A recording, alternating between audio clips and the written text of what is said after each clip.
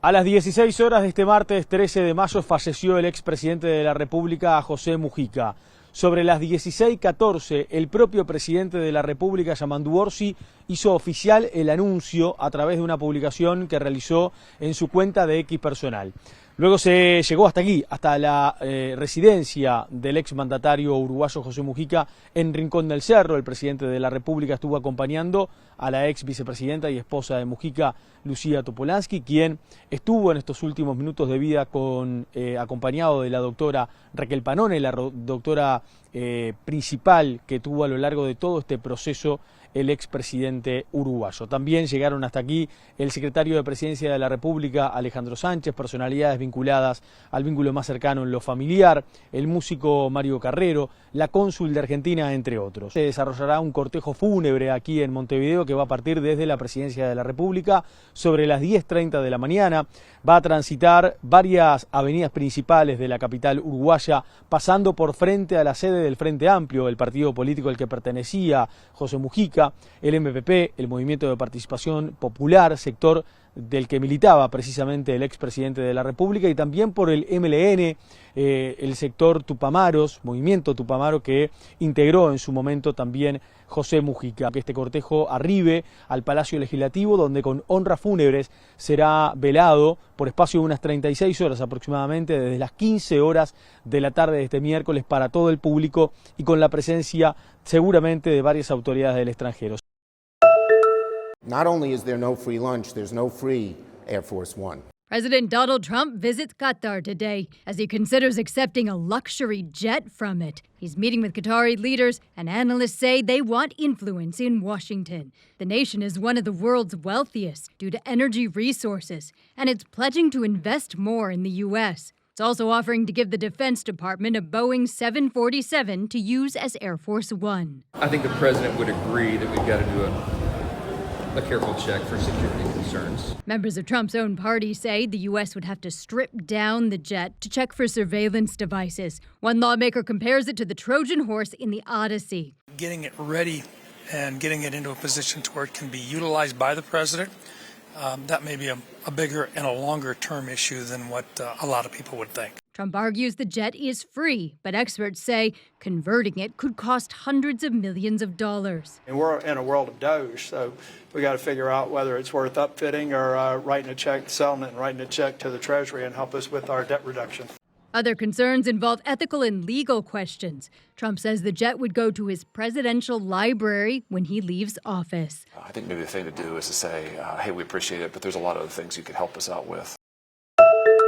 Exposición 120 aniversario de la FIFA destaca los hitos significativos de la historia del fútbol. La muestra estará abierta para todos los fanáticos del deporte rey hasta el 15 de mayo, desde las 14 hasta las 21 horas.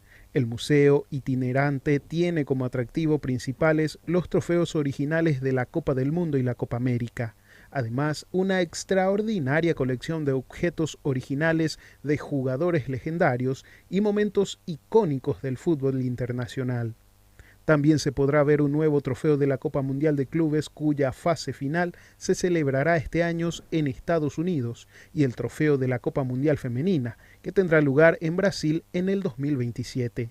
Por primera vez que el museo de la FIFA sale de Zúrich para estar cerca de la gente, para los que no tenemos siempre la oportunidad, o sí tenemos, yo en mi caso, pero digo en el común de todos los que estamos, poder trasladarnos hasta Zúrich para ver estas bellezas. Acá hay unos cuantos privilegiados que las tuvieron en sus manos, pero la mayoría de todos nosotros solamente la vimos por tele, si es que tuvimos la oportunidad de verla. Y todas estas cosas que ellos trajeron, más todas las cosas que Conmebol colaboró para que tengan una experiencia única, y que estos 3 días de seguido que vamos a tener el museo abierto puedan disfrutar. Karol G no solo brilla en los escenarios, ahora también lo hace contando su historia como nunca antes. Con su documental Mañana fue muy bonito, la artista abre su corazón y nos da un recorrido íntimo, sincero y poderoso de su camino a la cima. La bichota nos muestra los altibajos, los momentos de soledad, pero también el amor por su gente, su familia, su equipo y por millones de fanáticos que la han acompañado en cada paso. Que es algo muy lindo, yo creo que de Karol G, y es que la gente ha crecido conmigo y me ha visto crecer en el camino. Como que siento que nunca he desaprovechado ninguna oportunidad por mostrarme como que ya estoy preparado, ya estoy lista. Cuando he visto una oportunidad en el camino, mi forma de ejecutar las cosas es tomarla cuando la tengo ahí y ponerme al nivel de la oportunidad. Entonces, con el proceso creativo del tour, yo sentía que quería contar una historia que era como la historia personal que contaban las canciones. En esta producción, Karol reflexiona sobre todo lo que ha vivido, las oportunidades que ha sabido aprovechar, el trabajo incansable y la entrega total en cada escenario. Pero eso no es todo, porque lo que viene para ella también está lleno de nuevos comienzos y con su sello propio. Yo quiero hacer mi propia disquera, quiero hacer que esto pase.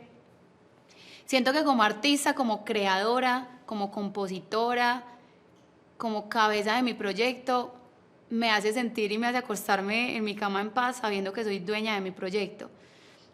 El día de mañana siempre va a estar bajo mis manos y bajo las manos de mi equipo, que me conocen, que me entienden, pero es muy loco pensar que tú creas una música, que tú haces una pieza y que al final del día tú no eres dueño de esa pieza y que el día de mañana la pieza puede ser usada sin tu consentimiento, sin tu narrativa, sin que te represente a ti. Karol G sigue demostrando que es una artista completa, humana, valiente y auténtica. Con esta nueva etapa inspira a millones a seguir luchando por sus sueños. Una mujer que canta, sueña, se cae y se levanta.